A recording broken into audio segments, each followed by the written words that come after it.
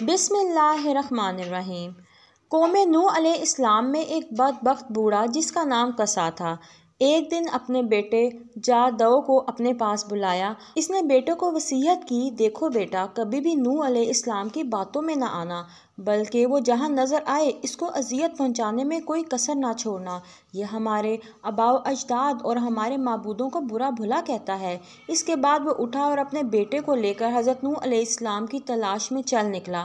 اسے حضرت نوح علیہ السلام نظر آئے تو کہنے لگا، یہ ہے وہ شخص جس کے بارے میں تجھے نصیحت کر رہا تھا۔ یہ ساحر و کذاب ہے، اس کی باتوں میں آ کر اپنے مذہب کی تکذیب نہ کرنا اور نہ اپنے باپ دادا کے دین کو کبھی چھوڑنا۔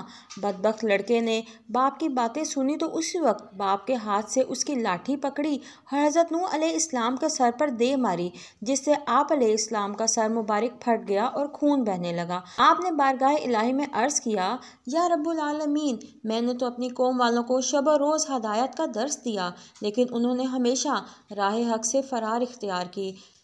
پھر فرمایا، اے اللہ، اگر تو ان پر نظر رحمت فرماتا تو انہیں ہدایت کا راستہ دکھاتا۔ مجھے ان بلاؤں پر صبر عطا فرما، کیونکہ اب طاقت صبر ختم ہو گئی ہے اور ان کی حرکتیں برداشت سے باہر ہو گئی ہیں۔ کاش مجھے علم ہوتا کہ اس قوم سے کوئی بھی ہدایت پا لے گا۔ ارشاد باری تعالیٰ ہوا، اب تمہاری قوم میں کوئی ایمان لانے والا نہیں ہے، جنہیں ایمان لانا تھا وہ لا چکے۔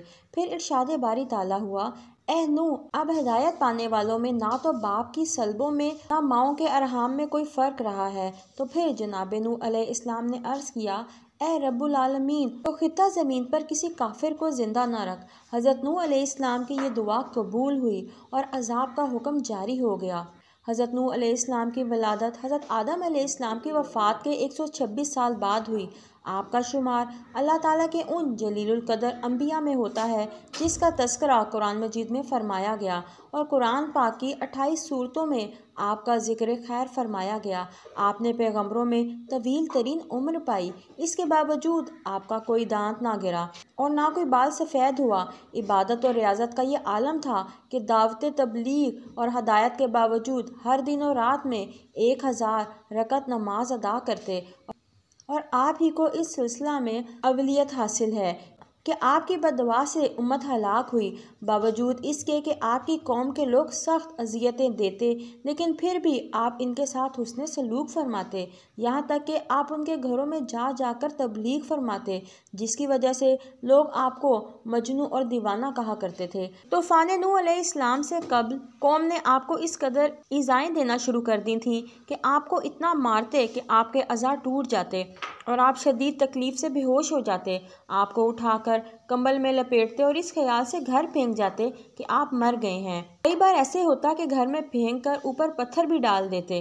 رات کو جبرائیل علیہ السلام آ کر پتھر اٹھا کر پھینکتے اور آپ کو وہاں سے نکالتے، اپنے پروں کو زخموں پر ملتے، جس سے زخم فوراً ٹھیک ہو جاتے۔ اگلا دن ہوتا تو آپ علیہ السلام پھر قوم کو گمراہی سے نکالنے کے لیے نکل پڑتے۔ تاریخ طبری میں ہے کہ حضرت ابن عباس رضی اللہ تعالیٰ عنہ سے ایک روایت مروی ہے کہ اللہ تعالیٰ نے 480 سال کی عمر میں حضرت نوح علیہ السلام کو نبوت عطا فرمائی۔ 120 سال آپ نے لوگوں کو اللہ کے دین کی طرف بلایا، لیکن قوم نے کسی بات کو بھی ماننے سے انکار کر دیا۔ پھر اللہ تعالیٰ نے آپ کو کشتی بنانے کا حکم دیا۔ جب آپ کشتی بنا کر اس میں سوار ہوئے تو اس وقت آپ کی عمر 600 سال تھی۔ پھر عذاب نازل ہوا اور تمام سرکش و نافرمان پانی کے عذاب میں غرق ہو گئے۔ حضرت ابن عباس رضی اللہ تعالیٰ عنہ فرماتے ہیں، حضرت نوح علیہ السلام کشتی کے بعد 350 سال مزید زندہ رہے۔ حضرت کعب احبار رضی اللہ تعالیٰ عنہ فرماتے ہیں کہ جب حضرت نوح علیہ السلام کی وفات کا وقت آیا تو آپ ایک پہاڑ پر سیر فرما رہے تھے۔ جب ملک الموت روح قبض کرنے کے لیے تشریف لائے، آپ کے پیچھے پہاڑ پر تشریف لے گئے۔ جب ملک الموت کا سامنا حضرت نوح علیہ السلام سے ہوا تو عرض کی، موت کا وقت آ چکا ہے۔ حضرت نوح علیہ السلام نے موت کی تکلیف کا تصور کیا تو زوردار نعرہ بلند کیا، حتیٰ کہ یہ سن کر جنگل کے تمام جانور جمع ہونے لگے۔ پھر آپ نے ملک الموت سے فرمایا، مجھے اتنی مہلت دی جائے کہ میں اپنے گھر والوں سے رخصت ہو لوں۔ آپ کا یوں فرمانا اس وجہ سے نہ تھا کہ معاذ اللہ آپ موت سے فرار حاصل کرنا چاہ رہے ہیں، بلکہ آپ تو امت کو یہ درس دے رہے تھے کہ موت کا لمحہ آنے سے پہلے پہلے جو اچھے اعمال کر سکتے ہو کر گزرو، کیونکہ بوقت انتقال کسی عمل کی مہلت نہیں ملے گی۔ چنانچہ ملک الموت نے کہا کہ مجھے اس کی اجازت نہیں ہے کہ مہلت دی جائے۔ یہ سن کر آپ نے فرمایا، اس جنگل میں میری نماز جنازہ کون پڑھائے گا؟ ملک الموت نے کہا، ابھی جبرائیل علیہ السلام ملائکہ کی ایک جماعت لے کر سفر میں ہے جو اسی مقصد کے لیے آ رہے ہیں۔